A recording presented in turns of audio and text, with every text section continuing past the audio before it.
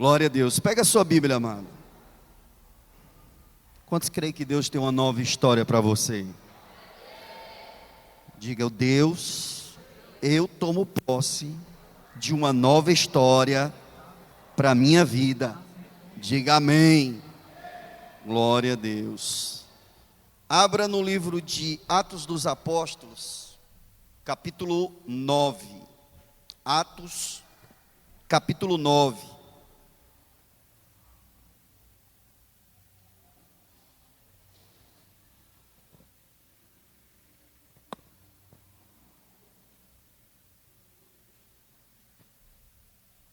Vamos ler a partir do versículo 1. Atos 9, a partir do verso 1.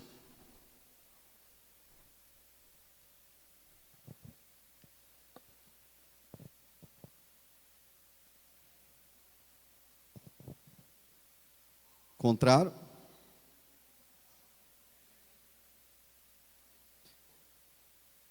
E Saulo, respirando ainda ameaças e mortes contra os discípulos do Senhor, dirigiu-se ao sumo sacerdote e pediu-lhe cartas para Damasco, para as sinagogas, a fim de que, se encontrasse alguns daquela seita, quer homens, quer mulheres, os conduzisse presos a Jerusalém. E, indo pelo caminho, aconteceu que, chegando perto de Damasco, subitamente o cercou um resplendor de luz do céu, e, caindo em terra, ouviu uma voz que lhe dizia: Saulo, Saulo, por que me persegues? E ele disse: Quem és, Senhor? E disse o Senhor: Eu sou Jesus, a quem tu persegues. Duro é para ti recalcitrar contra os aguilhões. E ele, tremendo e atônito, disse: Senhor, que queres que eu faça? E disse-lhe o Senhor: Levanta-te e entra na cidade, e lá te será dito o que te convém fazer. E os homens que iam com ele pararam espantados, ouvindo a voz, mas não vendo ninguém. Diga amém. Abençoado seja a leitura em cada coração. Sente-se, por favor. Glória a Deus. Diga comigo: creio que o Senhor tem uma nova história para mim. Eu estava refletindo sobre isso, me veio essa passagem. E também eu entendo que Deus, Ele é especialista em fazer ou em realizar novas histórias. Diga glória a Deus. É tão interessante que a gente começa a meditar e você começa a ver, né, no Evangelho, ou mesmo, até mesmo no Velho Testamento, né, tantas novas histórias que Deus realizou na vida de tantas pessoas. Diga glória a Deus. E esse tema será o tema do ano de 2022 para todos nós. Diga glória a Deus. Quantos creem que Deus tem uma nova história para você nesse ano de 2022? E eu quero hoje, como eu falei, quando eu estava refletindo sobre o tema, me veio essa passagem. Eu cheguei do trabalho, eu fui tentar deitar um pouquinho para dar uma relaxada na mente, mas não consegui. Minha mente começou ficar aquecida, e esse texto, e essa passagem, eu fico pensando, eu não consigo dormir. E eu quero trazer aqui alguma, assim, elucidação, sei lá se é que se pode dizer assim, mas eu quero aqui trazer algumas coisas que eu entendo, que eu quero passar para vocês, através dessa passagem, porque Paulo, todos sabem, né? Ele, depois de Jesus, foi o maior referencial que existiu a respeito do Novo Testamento. Amém? Paulo realmente nos deixou assim um legado poderoso. Amém? Tudo que as epístolas que ele nos deixou, que edifica, que nos ensina, Paulo foi um homem assim, fora de série, certamente, não é? E é interessante nós vermos o encontro dele, porque se nós começarmos a refletir, é muito semelhante a muitos de nós, não é? E o texto relata aqui no versículo 1, e diz que Paulo estava respirando ainda ameaças e mortes contra os discípulos do Senhor, e ele foi até o sumo sacerdote pedir autorização para perseguir e prender homens, mulheres que estavam no caminho, que seguiam a Jesus. E aqui a primeira coisa que eu quero lhe destacar aqui, porque eu levo para esse lado aqui, essa compreensão, o que eu vejo aqui são motivações erradas. Diga comigo, motivações erradas. Quantos querem ter uma nova história? As nossas motivações têm que estarem alinhadas com Deus. Paulo estava com as motivações erradas, porque o seu coração estava comprometido. A religiosidade havia tomado o seu coração. Ele não conseguia enxergar o caminho, ele não conseguia enxergar a Cristo. E se nós de fato queremos viver uma nova história, a nossa motivação tem que estar alinhada com Deus. Quantos estão entendendo, diga amém. Esse irmão certamente, talvez é um dos maiores fatores complicadores de muitas pessoas. Não conseguem enxergar. Estão como Paulo, por isso que eu digo que parece muito com a vida de todos nós. Glória a Deus que, em nome de Jesus, eu, você, tenhamos já essa condição, da nossa visão estar alinhada, que o nosso coração não esteja comprometido. E se estiver, porque pode estar, o Senhor, Ele quer restaurar, porque Ele quer proporcionar para todos nós uma nova história. Você pode, pastor, mas eu estou tempo na igreja, meu amigo, eu estava até agora, no início do culto, estava ali e um rapaz que trouxe alguém aqui para o culto, de um Uber, entrou, deixou o carro no lugar ali que a gente não permite, e a gente foi orientar ele, ele disse, não, permita aqui, permita por favor, é porque na verdade eu não vou poder ficar, que eu estou trabalhando, mas eu quero me reconciliar com Jesus. E ele estava chorando, e então entra aqui, convidei ele para entrar. E ele disse, eu já ia embora, mas o rapaz que eu trouxe, eu não sei quem foi, Deus te usou. Porque ele disse, eu já ia embora, mas eu não consegui dirigir, eu tive que voltar. E eu quero me reconciliar, eu não estou bem, eu preciso, agora meu Deus, como é que eu me afastei, sei lá, e eu, amém meu irmão, Deus é contigo, E eu orei por ele, apresentei ele a Deus e tudo, ele se reconciliou com o Senhor, pediu para entrar só um pouquinho para orar, entrou, orou, passou um tempinho, ele saiu. Enfim, como, Deus age, A gente menos espera. Essa pessoa, alguém, a pessoa aqui da igreja deu uma palavra e tudo, e ele, já ia embora, mas ele, não posso, eu não tenho como voltar, eu tenho que voltar. Ou seja, Deus, para ele de fato construir uma nova história na vida desse rapaz, assim como na vida de qualquer um de nós, nós não podemos permitir que o nosso coração se comprometa. Quantos estão entendendo? Nós temos que estar alinhado, porque quando você está alinhado com o coração de Deus, as suas motivações serão motivações corretas. Diga glória a Deus e aplauda ao Senhor. Então Deus, Ele trabalha. E Ele quer proporcionar para nós uma nova história. Não pense você que, sei lá, não, mas eu já experimentei de tudo já.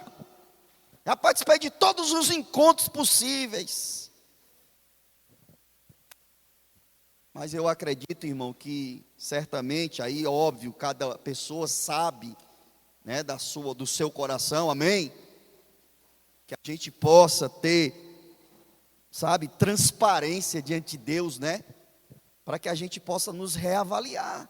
Porque às vezes as nossas motivações não estão corretas, porque o nosso coração está comprometido.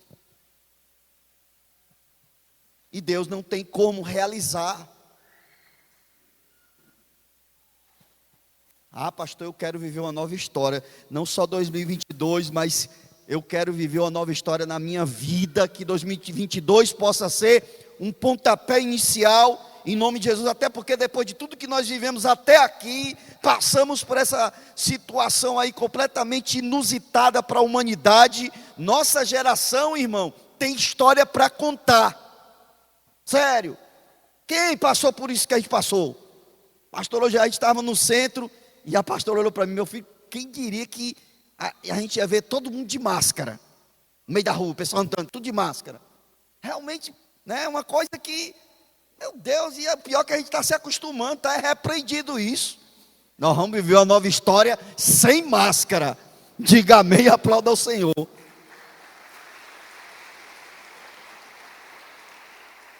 Então é a típica condição do homem natural, querido. Ou do crente carnal.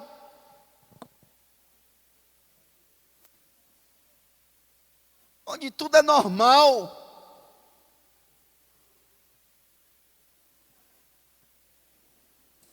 Confunde as coisas. Mas Deus quer trazer entendimento para mim e para você. Deus quer colocar a gente no trilho. Diga glória a Deus. Porque Ele tem sim uma nova história para você e para mim. Aplauda Ele mais uma vez.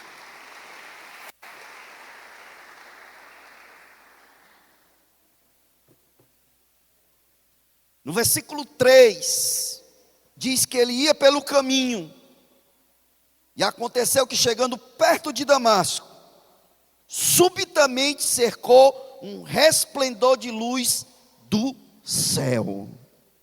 Olha, irmão, Deus, Ele é o maior interessado em realizar algo poderoso na minha vida e na sua vida.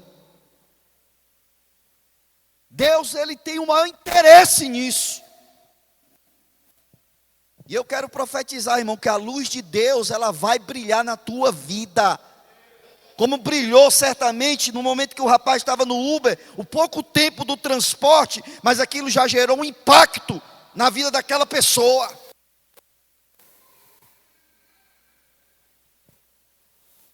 Às vezes a gente está como Paulo, não consegue perceber. A religiosidade cega a nossa visão.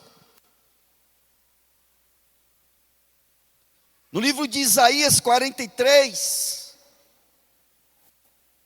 versículo 19, olha o que diz: eis que faço uma coisa nova, agora sairá a luz, porventura não a percebeis? Eis que porei um caminho no deserto e rios no ermo. Diga glória a Deus. Então eu quero profetizar em nome de Jesus que essa luz, ela vai se manifestar na tua vida. Assim como se manifestou na vida do Paulo. O homem ia matar, ia ser conivente com a morte de cristãos, pessoas que pensavam diferente dele. E a religiosidade não é capaz de suportar isso. É diferente de você evangelizar. Eu, quando evangelizo, eu respeito o que você pensa, mas eu estou simplesmente expondo a minha fé, aquilo que eu acredito. É diferente. Eu não vou criticar se você dizer, eu não quero, eu prefiro ficar nisso aqui. Paciência. Quantos estão entendendo? Mas a religiosidade, irmão, ela não admite.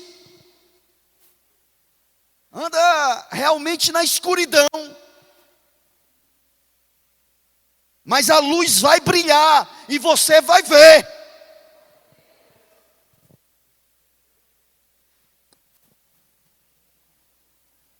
Como diz aqui no texto em Isaías, ele diz que fará coisa nova e a luz vai brilhar, assim como brilhou para Paulo. Deus se revela para nós, querido. Diga glória a Deus. Deus vai brilhar para ti no teu trabalho. Deus vai brilhar para ti no teu ministério. É algo que vem dele. Às vezes a gente está desanimado, sei lá, querendo desistir. Talvez como Isaías, né? Talvez ele foi para o templo pela última vez na mentalidade dele. Eu vou entregar minha carteira de membro, de ministerial, não dá para mim mais não. Até o rei morreu. Perdeu o sentido das coisas. Mas a Bíblia diz que quando ele entrou no templo, ele viu o Senhor sentado em um alto e sublime trono. Mostrando que, apesar que ele tinha aquela mentalidade, Deus mostra, eu estou no controle desse negócio. Para de olhar no horizontal, passa a olhar para o vertical. A luz vai brilhar do céu para ti e para mim.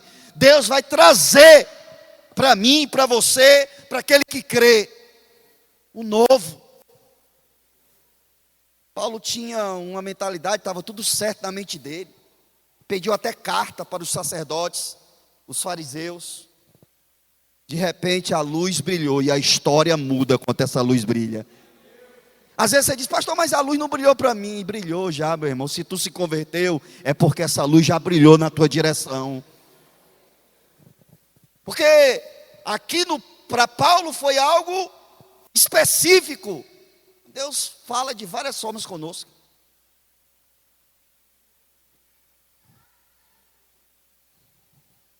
Diga glória a Deus. Então essa luz vai brilhar e a nova história, o novo que Deus vai fazer, vai acontecer. Aplauda bem forte a Ele.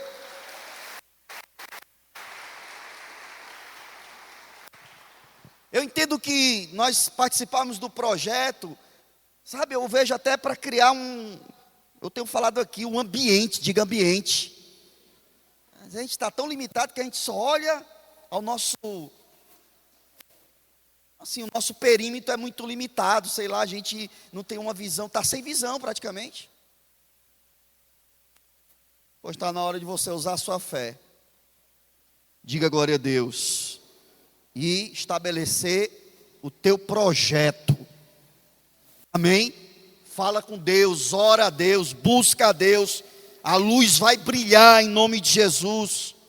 E você vai ter a direção de Deus, assim como Paulo teve uma nova história completamente diferente. Amém? E assim também será comigo e com você. Aplauda bem forte a Ele.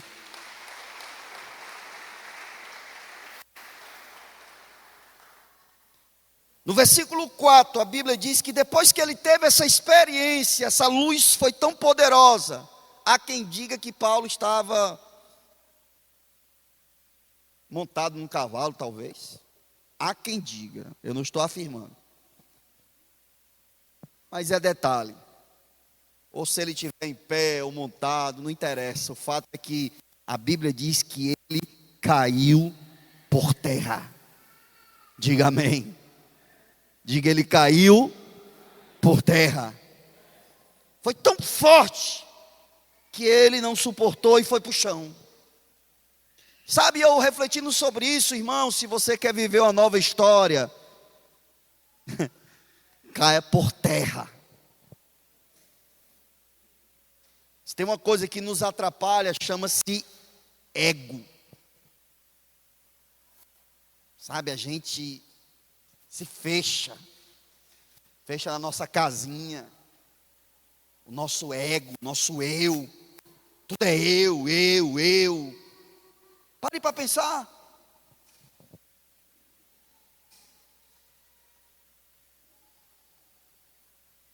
Tem que cair. Amém? Esses dias fizeram aqui a rede de mulheres, né? E a pastora, ela escolheu o tema, falar sobre a mulher do vaso de alabastro. Não foi? Foi isso? Tremendo aquela passagem. Eu até anotei aqui. Tem Lucas, tem Marcos, eu escolhi Marcos, capítulo 14. Eu quero fazer aqui um parêntese aqui. Diz assim: estando ele em Betânia, assentado à mesa em casa de Simão, o leproso, veio uma mulher que trazia um vaso de alabastro, com um unguento de nardo puro, de muito preço, e quebrando o vaso, lhe derramou sobre a cabeça. E alguns houve que em si mesmos se indignaram e disseram: para que se fez este desperdício de unguento? Porque podia vender-se por mais de 300 dinheiro e dá-lo aos pobres. E murmuravam contra ela.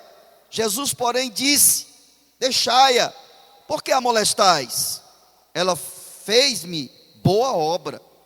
Porque sempre tendes os pobres convosco, e podeis fazer-lhes bem, quando quiserdes, mas a mim nem sempre me tendes. Esta fez o que podia, diga, fez o que podia. Antecipou-se a ungir o meu corpo para a sepultura. Em verdade vos digo que em todas as partes do mundo, onde este evangelho for pregado, também o que ela fez será contado para a sua memória. Irmãos, o vaso de alabastro. O que é o vaso de alabastro? Você sabia que o vaso de alabastro, ele simboliza o ser humano? O vaso, no caso aqui, depois que ele era cheio, ele era tampado de uma forma, pesquisei para, o fato é que ele ficava, tem tampa, não tinha tampa, era um vaso só, completo. Ou seja, a única forma de usar um unguento, sabe por que faziam isso? Porque o unguento que estava dentro era tão volátil, tão poderoso, que tampa nenhuma dava conta de reter ele dentro do vaso, ele evaporava. E como era muito precioso, só podia ser guardado assim. Então era um vaso completo. A única forma para usar era quebrar. Assim somos nós. E o interior que tem valor, e às vezes a gente considera, né, o nosso ego, que eu já citei aqui, o nosso eu é o que a gente tem de valor. E a gente detém aquilo como algo que muito valor. Mas o exemplo que nós vemos aqui é exatamente o contrário. Se você quer receber o novo, você tem que quebrar o vaso. E aquilo que você considera que é de valor, vai ter que escoar, porque você vai receber o que realmente é valoroso para ti.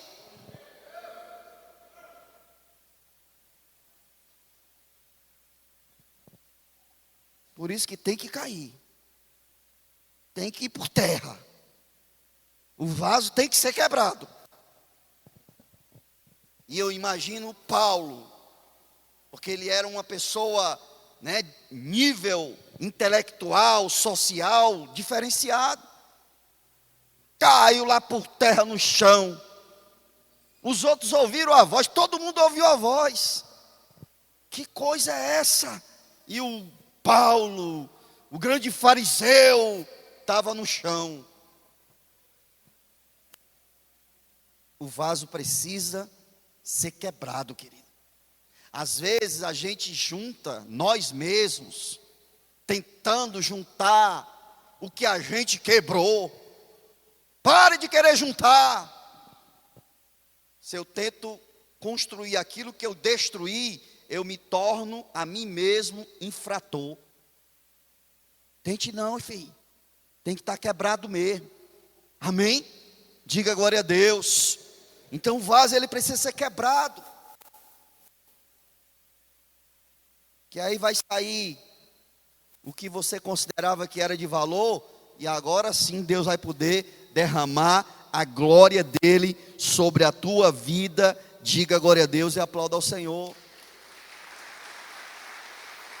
Por isso que Deus, quando confronta aquele homem, a posição que ele estava, ele tinha que ser humilhado. Ele precisava passar por aquela humilhação, para quebrar o eu dele, que era um negócio muito forte. Caso contrário, ele não poderia ser usado por Deus como Deus queria usá-lo. Ele não ia conseguir suportar o tratamento, se ele ainda fosse muito altivo. Ele não ia saber esperar o tempo de Deus na vida dele.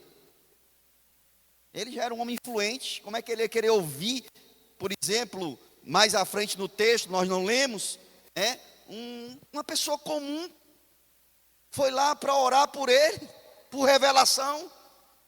Ele não ouviria. Mas ele chegou e o detalhe dele, ele ficou cego. A luz foi tão poderosa que cegou ele. Ele tinha que ser conduzido pelas pessoas. O vaso foi quebrado, irmão. Diga glória a Deus. E nós precisamos ser quebrados. Se a gente quer viver uma nova história, tem que ser quebrado. Aplauda ele.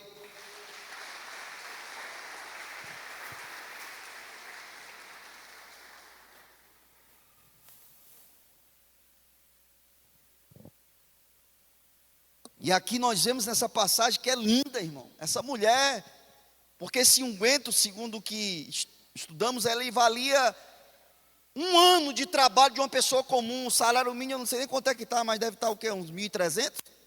1.200? Quem sabe? 1.100? Ainda é 1.100 ainda, irmão. 1.100. Quem tem um salário mínimo não dá para ter mais carro nem moto não, viu, irmão? Profetizei que tu vai ganhar mais, em nome de Jesus. Dá não. 1.100, né? Vezes 12. 13 mil reais, mais ou menos. Ela quebrou. Acabou, irmão. Ali depois que quebrou, filho, é só passar e acabou. É muito poderoso. E ela quebrou. Talvez ela passou anos se preparando para aquele unguento, para deixar aquele frasco. Quando terminou o frasco, não tinha mais tampa, porque não tem. Acabou. Um momento muito especial. E ela entendeu que aquele era o momento. Se quebrar diante do Senhor. Amém? Enquanto os religiosos, as pessoas comuns criticaram Jesus, ela está fazendo uma boa obra para mim. Ela está certa. O que você considera de muito valor, entrega a Ele. Entrega. Deixa para Ele. Não se preocupe, porque Ele vai, e você nunca vai ser capaz de ganhar dele no dar. Nunca. Se você entregar a sua vida realmente a Ele, não se preocupe. É como os discípulos questionavam Jesus, né? Senhor, e nós que deixamos tudo para te seguir, e aí, o que vai ser da gente? Ele disse, olha, ainda aqui nessa terra você vai ganhar 100 vezes mais. Amigo, tudo. E além disso, ainda vão ter vida eterna. Diga glória a Deus. Então Deus nunca você vai ganhar dele no dar. Se você entregar a sua vida, se prepare, que a glória que Ele vai derramar sobre a tua vida é tão poderosa, que você não vai nem lembrar do que você entregou.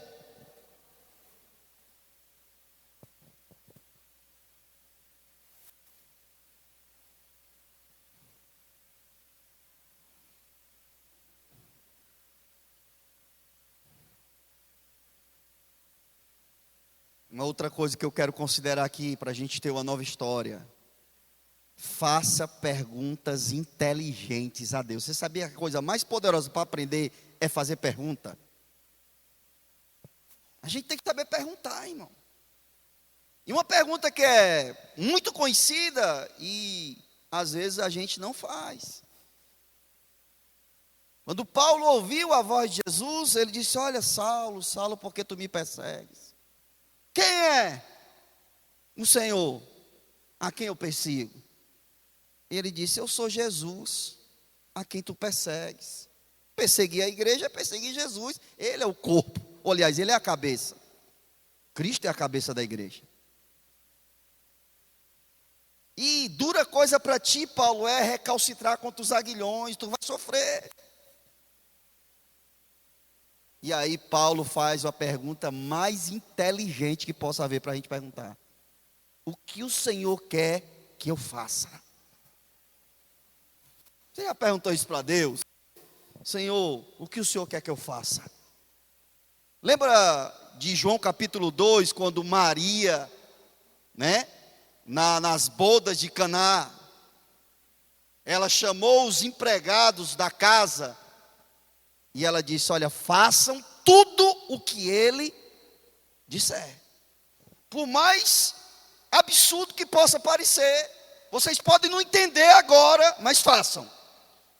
Obedeçam a ele. E os discípulos obedeceram. Os discípulos, os serviçais lá da casa, da festa, serviram.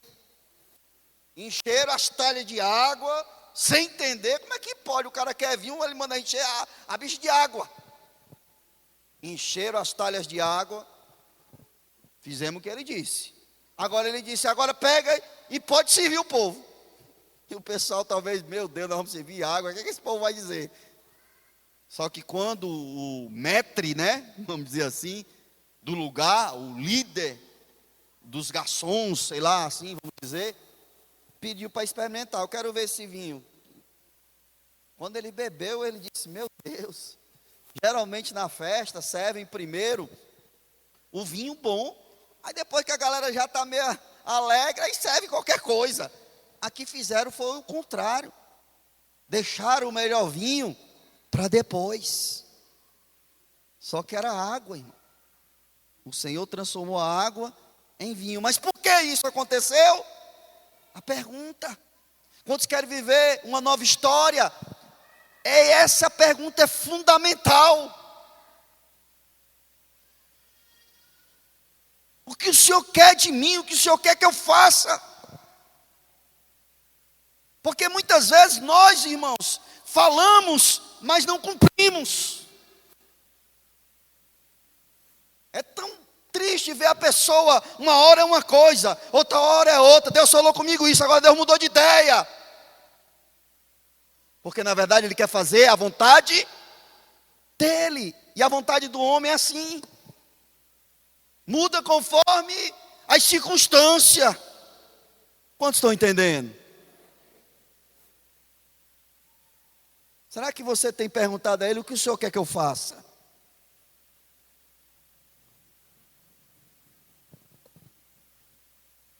Realmente, se nós queremos viver uma nova história, querido, a gente tem que fazer como Paulo: o que o Senhor quer que eu faça?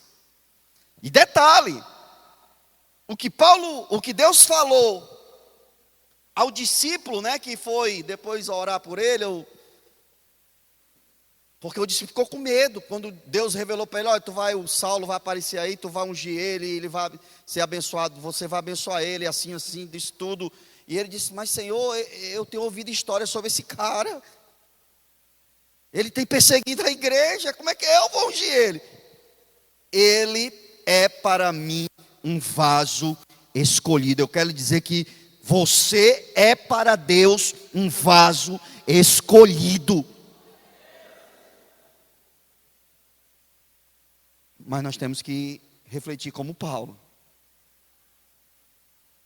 O que o Senhor quer que eu faça?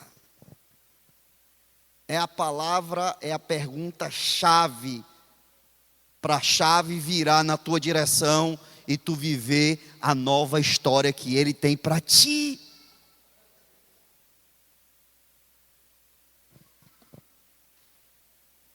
Pare de ser como uma onda, inconstante. Eu fico, irmão, eu vou ser sincero com vocês. Quer ver o chateado é quando a pessoa faz esse tipo de coisa. Eu fico olhando assim, irmão, minha vontade, sabe? Mas aí por educação, Senhor, tem misericórdia, o que é que eu tenho a ver? Ele que está errando, o problema é dele. Mas que dá vontade, irmão, dá uma confrontada assim para deixar a pessoa sem jeito, dá.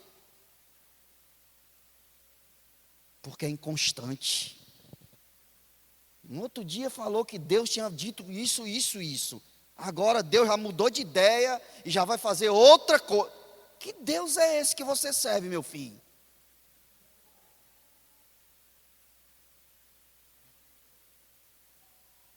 Sabe o que é? Isso literalmente é, irmão.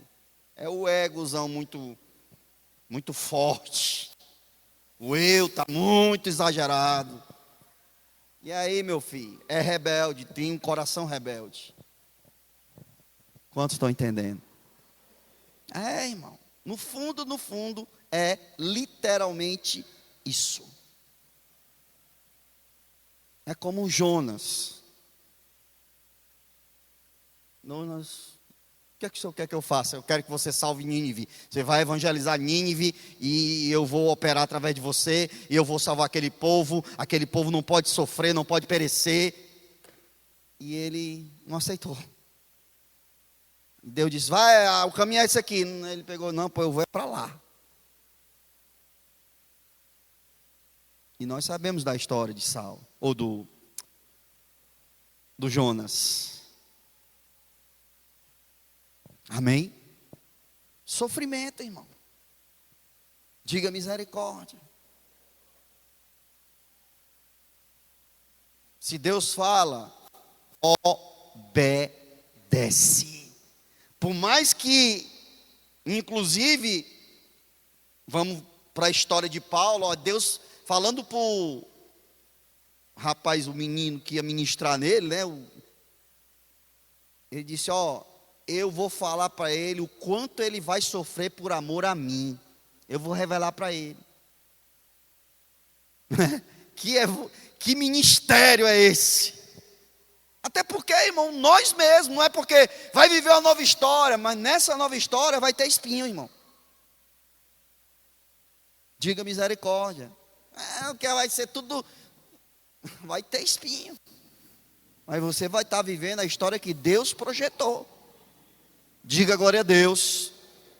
Você vai saber se livrar dos espinhos e vai usufruir da bênção, da promessa que Deus tem para ti.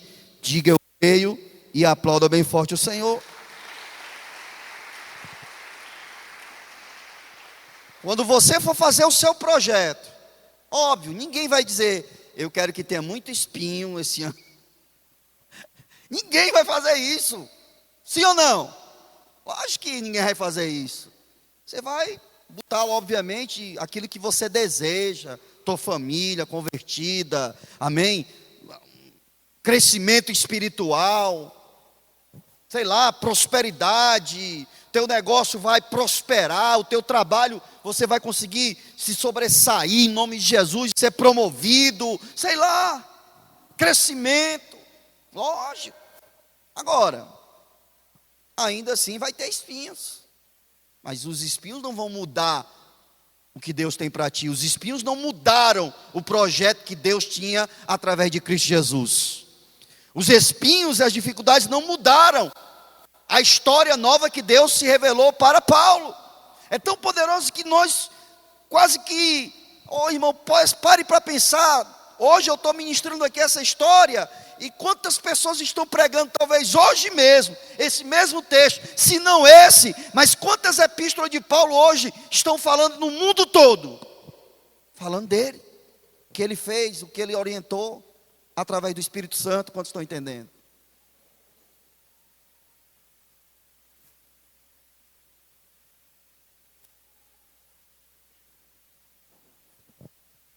Deus tem uma nova história para nós.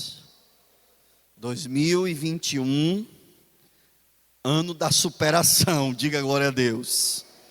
Meu irmão, caiu como uma luva. Tem gente que, graças a Deus, quando está perto de terminar. Mas, irmão, mas ainda coisas boas podem acontecer em 2021 para você. Não se empolgue muito para acabar logo, não. Não é só coisa ruim também, não. Mas nós estamos superando e vamos superar. Quantos tomam posse? Agora, eu estou crendo e eu quero crer junto com vocês. 2022 será uma nova história de Deus para nós. Aplauda bem forte a Ele. Então, quando você for fazer o seu projeto, irmão, ouse. Ouse.